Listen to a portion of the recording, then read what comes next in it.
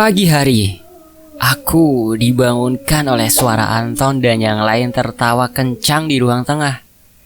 Saat itu aku emosi mendengar suara ketawa dari mereka. Tanpa pikir panjang, aku lempar HP ke arah pintu, sehingga menimbulkan suara yang membuat mereka diam sejenak. Aku sempat melihat ke sebelah di mana Irfan masih tidur.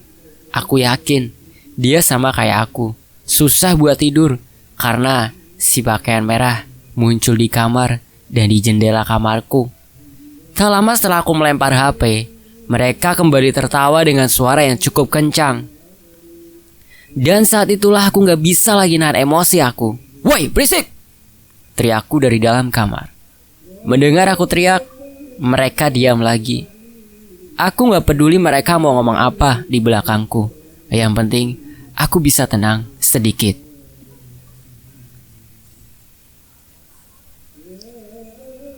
"Apaan sih Vin teriak-teriak? Gue ngantuk banget sumpah. Gak bisa tidur gue semalam," kata Irfan dengan keadaan masih ngantuk.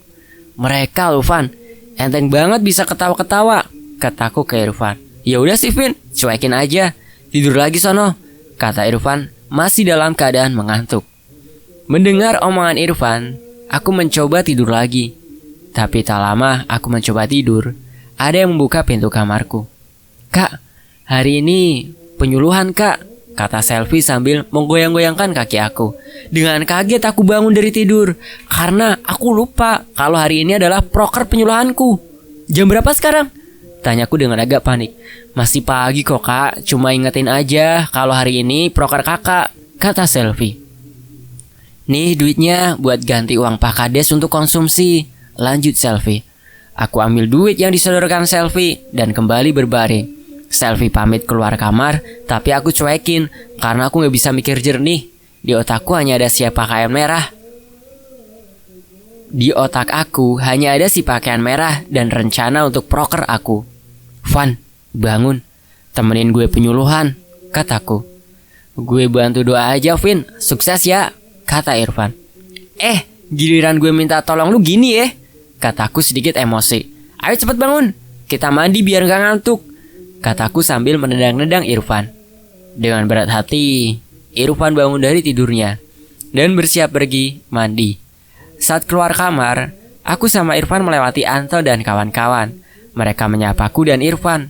Hanya Irfan yang membalas sapaan mereka dengan senyuman kecil. Kalau aku tetap fokus lihat depan. Entah kenapa aku benar-benar gak suka ngelihat mereka tertawa seperti itu. Dimana tadi malam, aku harus bertahan dari gangguan si merah. Di kamar mandi, aku dan Irfan membahas tentang kejadian tadi malam.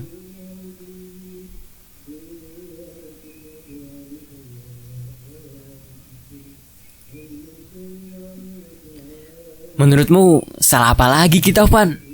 tanyaku dengan keadaan ngantuk. "Mana gue tahu Vin, nanti abis proker kita ke tempat bapak pintar itu aja," kata Irfan. "Kita harus bertahan, paling gak sampai proker individu kita selesai," lanjut Irfan. "Setelah itu kita ke kota, sambil selesai nunggu KKN mereka selesai," lanjut Irfan lagi. "Lu bawa duit berapa Van?" tanyaku. "Cash gue ada nih, 7 jutaan lah. Duit gue di ATM dan beri bokap, total 40 jutaan. Kalau lu?" tanya Irfan balik. "Cash gue ada 10 juta Van.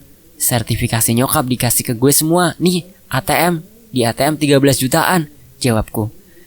"Nanti masalah itu sama nyewa mobil biar aku aja pas di kota ya," kata Irfan. "Bersakit-sakit dahulu, bersenang-senang kemudian," kata Irfan nyengir ke aku. "Terus mereka perlu dikasih tahu tentang desa ini?" tanyaku. "Jangan, ntar aja waktu kita say goodbye ke mereka," jawab Irfan masih nyengir ke aku. "Palingan Vina sama Eni udah cerita ke mereka," kataku. "Ya itu urusan mereka aja Vin," kata Irfan sambil mengguyur badannya. "Van, gue ada pertanyaan nih," kataku. "Apaan?" tanya Irfan. "Kenapa ya hanya gue, lu sama Eni yang diganggu makhluk halus? Kenapa yang lain masih damai tentram?" "Gue juga gak ngerti, tapi hebat lu gak teriak tadi malam." "Gue sama sekali gak ada kepikiran buat teriak Van. Kalau gue sih kepikiran, tapi kalau gue teriak nanti malah jadi heboh yang lain," kata Irfan. "Gue malah kepikiran kabur, tapi kalau dipikir lagi, mau kabur kemana? Ke desa. Desanya aja kalau malam kayak kota mati. Lagian jarak antara rumah juga agak jauh. Gue gak yakin ada yang mau keluar buat bantu kita. Lanjut Irfan.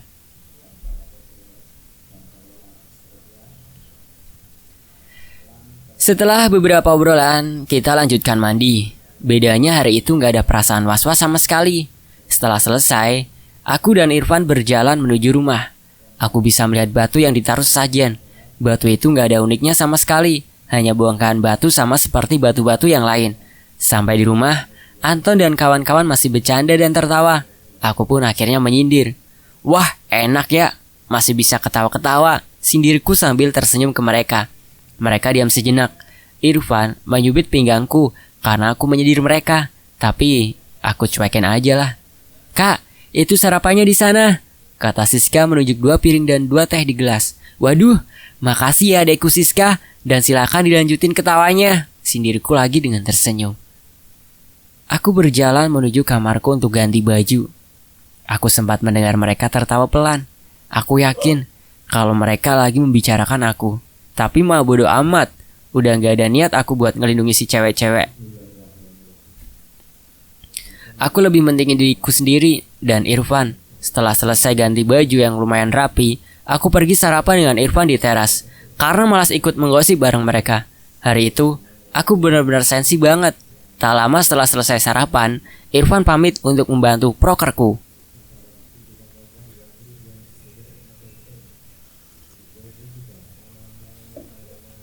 Gue sama Alvin pergi ke penyuluhannya Alvin dulu ya, pamit Irfan ke mereka. Saya ikut kak, saya bantu, kata Eni menawarkan diri. Saya juga ikut kak, kata Siska ikut menawarkan diri. Selama KKN ini, aku emang lebih sedikit mengenal mereka. Tapi yang cukup akrab hanya dengan Siska dan Eni. Kalau untuk selfie sebenarnya biasa aja, karena emang dia perhatian sama siapa aja. Kalau untuk Vina, dari awal emang gue blacklist. Dan untuk Giska, ngobrol pun jarang. KKN emang seperti itu, di mana beberapa orang dikumpulkan menjadi satu untuk memecahkan masalah bersama. Di mana terdapat banyak karakter, ada yang sok pemimpin, ada yang sok pintar kasih pendapat, ada yang marah kalau pendapatnya gak terima, ada juga yang menurut apa aja, yang penting KKN selesai dan lulus, dan lain-lain.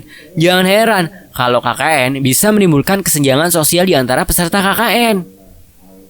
Tapi yang pasti, kalian akan mendengar teman kelompok KKN kalian saling menjelek-jelekkan di belakang mereka, atau bahkan kalian sendiri yang dijelek-jelekkan di belakang kalian. Dan kita berempat pun berangkat ke tempat penyuluhan aku, di mana penyuluhan akan dilakukan di tempat yang sama, di mana pemberantasan buta huruf dilakukan. Penyuluhan aku hanya modal badan dan ilmu aku yang gak seberapa. Sisanya aku menjelaskan melalui papan tulis hitam yang ditemani kapur. Sampai di sana, penyuluhan aku dilakukan secara lesehan. Siska dan Eni membantu beres-beres tempat tersebut. Dan setelah itu kita bengong sambil menunggu Pak Kades dan masyarakat datang. Penyuluhan pun dimulai. Aku melakukan penyuluhan apa adanya. Mereka ngerti gak ngerti, yang penting proker aku jalan. Lagian aku gak terbiasa berbicara di depan umum. Tapi untuk menggombali cewek, aku juaranya. Di tengah-tengah penyuluhan, istri Pak Kades datang dengan makanan ringan sejenis jajanan pasar seadanya yang ditaruh di piring dan daun pisang agar bisa dinikmati bersama. Tak lupa teh yang jadi teman makan makanan ringan. Eni dan Siska ikut membantu Bu Kades membagi makanan ringan tersebut.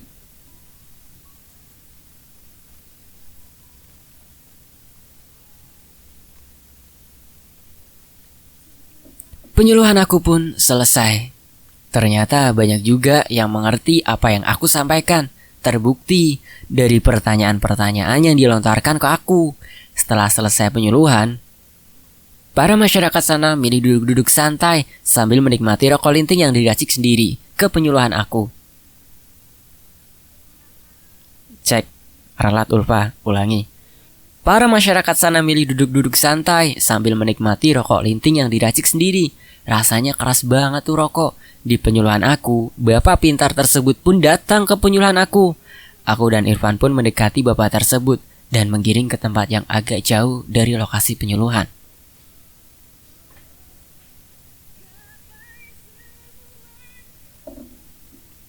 Pak, kita mau ngomong.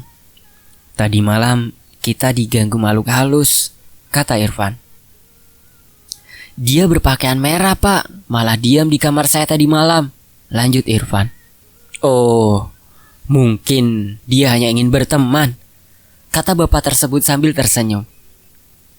Aku dengar omongan bapak tersebut, malah menambah sensi aku. Rasanya emosi udah ada nyampe ke kepala. Waduh, maksudnya apa ya ini pak? Kataku agak tinggi. Itu si merah tinggal di batu dekat rumah yang kalian tempati. Biasanya juga gak ganggu, kata bapak tersebut senyum ke aku. Mungkin gara-gara ada lampu di rumah kalian itu, sama kayak anak kecil. Kalau ada sesuatu yang menarik pasti akan didekati, lanjut bapak tersebut. Masalahnya, genset itu malah mati hidup terus pak, kata Irfan. Kalau gitu, si merah gak suka ada lampu atau listrik di situ, kata bapak tersebut. Jadi, intinya jangan ada lampu kalau malam pak, tanya Irfan.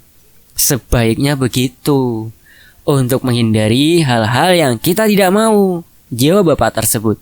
Pak, kita ini baru seminggu di sini, hal-hal kayak gini udah terjadi, malah jadi serba salah. Masa iya, jin pakai udah waktu buat ganggu seseorang? Kalian pengen diganggunya pertahanan KKN kalian, kata bapak tersebut tersenyum lebar. Lagian, kalian kan tamu di sini. Kalau kalian gak ganggu mereka, mereka juga gak mengganggu. Emang di sini itu ada kerajaan jin, tapi daerah sini masih dibilang agak damai ketimbang di pusatnya, lanjut bapak tersebut.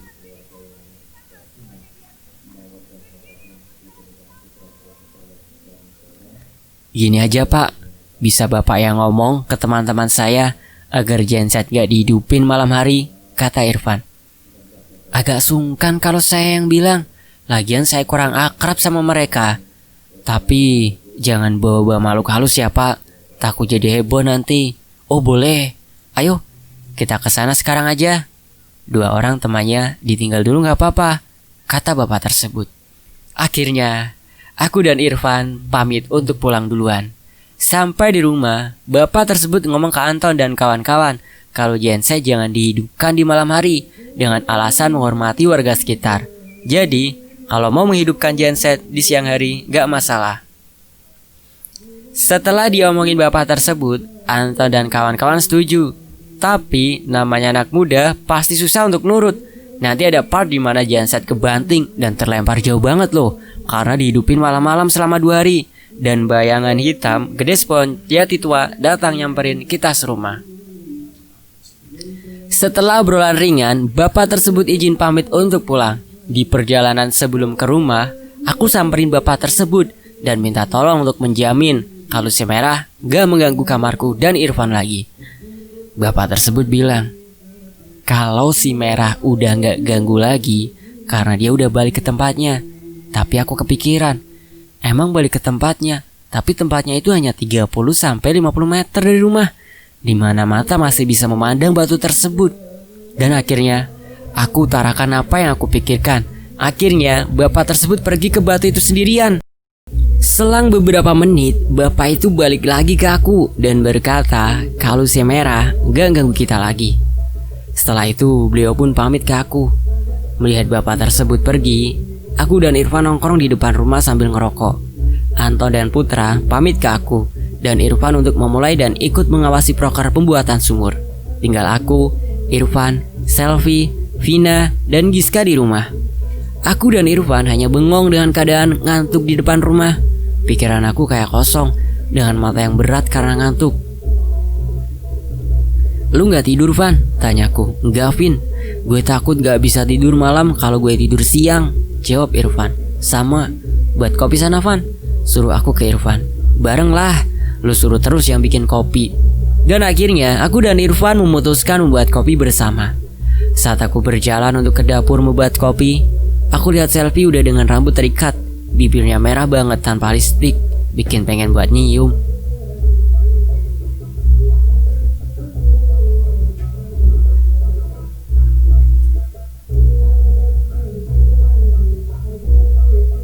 Aku pun pergi ke depan Selvi. Dek, aku pengen banget.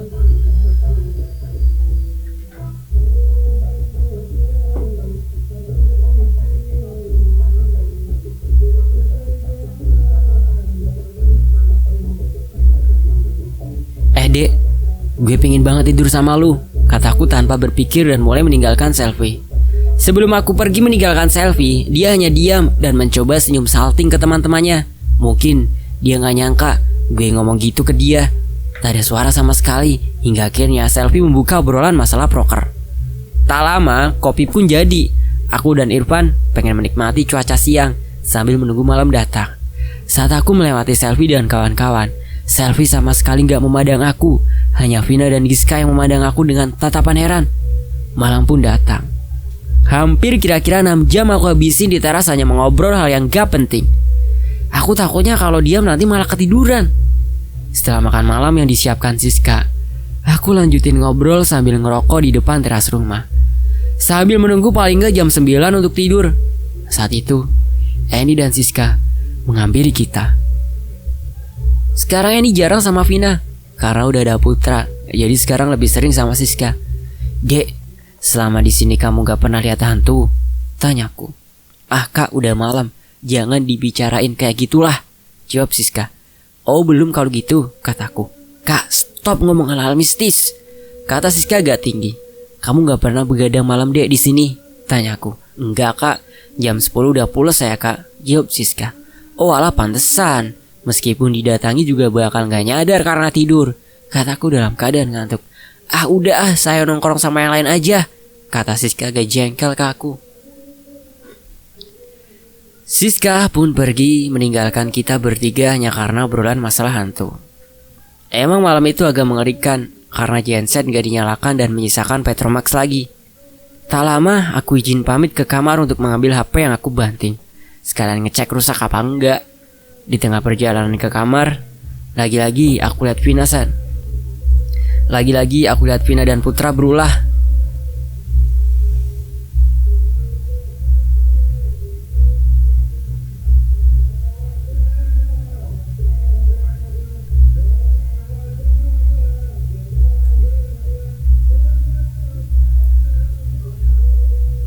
Aku saat itu agak emosi, tapi aku tahan. Dan entah kenapa melihat momen itu, aku arahkan pandangan aku ke selfie. Melihat aku memandang dia, selfie langsung nunduk untuk melihat HP-nya yang udah penuh baterai karena dicas di siang hari. Setelah ambil HP, aku kembali ke tempat Irfan dan Eni nongkrong. Di tengah perjalanan kembali ke tempat Irfan, aku masih lihat Vina dan Putra masih, ya kayak gitulah. Aku sensi banget saat itu, benar-benar gak risih sama teman-temannya. Sekalian gitu aja di situ aja, gue pantengin," kataku agak tinggi. Mendengar hal itu Putra berdiri dan teriak ke gue, "Jaga tuh mulut ya."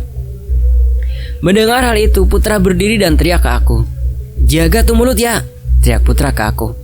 "Lu kalau mau mesum di kamar sono, jangan di sini," balas teriak aku. Setelah aku balas teriak, Putra mengambil buku yang tebalnya minta ampun dan melempar ke arahku. Saat itu kena tangan aku karena refleks buat nangkis. Melihat aku dilempar, Irfan langsung lari ke arah Putra dan menendang Putra sampai terjatuh. Melihat Putra jatuh, Irfan tak segan-segan menendang-nendang Putra. Seluruh ruangan panik saat itu. Selfie sampai nutup mulut dengan tangannya melihat kejadian itu. Vina kaget dan hampir nangis. Aku lihat Anton mendekati Irfan. Aku pikir dia mau balas dendam karena Putra ditendang, tapi ternyata Anton datang melerai. "Ayo Jing, lanjut di luar," teriak Irfan sambil nunjuk-nunjuk Putra. Disindir dengan maksud baik malah lonjak, teriak Irfan lagi. Putra sama sekali gak membalas teriakan Irfan. Dia hanya sibuk memegangi bagian yang sakit karena ditendang Irfan. Dan udah pasti itu kepala.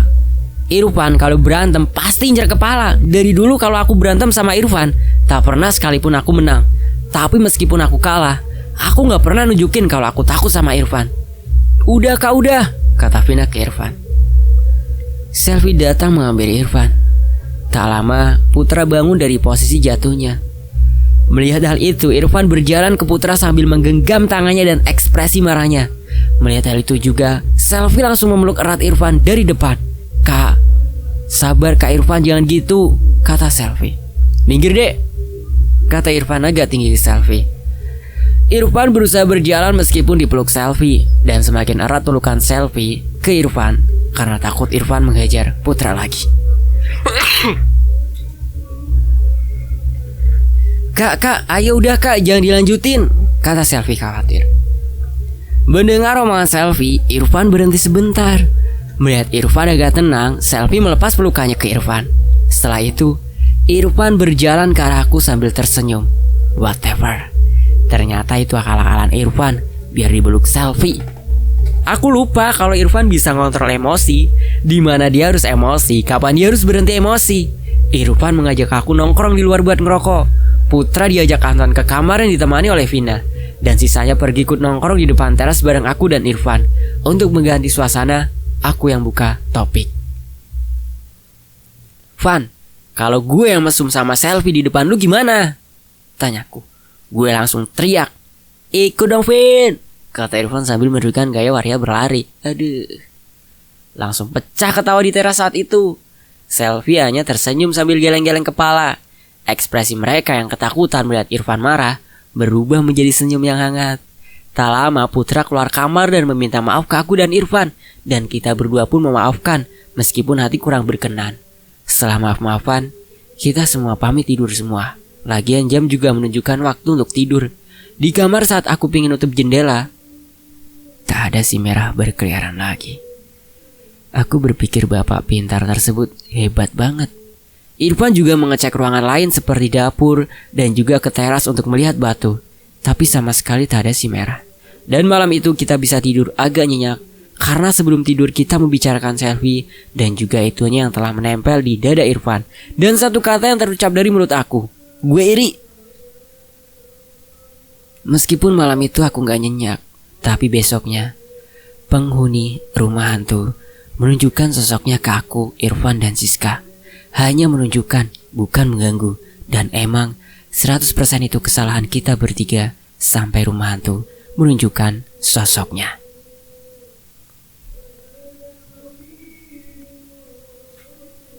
Oh ya teman-teman, untuk pemberitahuan aja ya, ini gak bakal dampak ya. Hanya sampai bagian 14.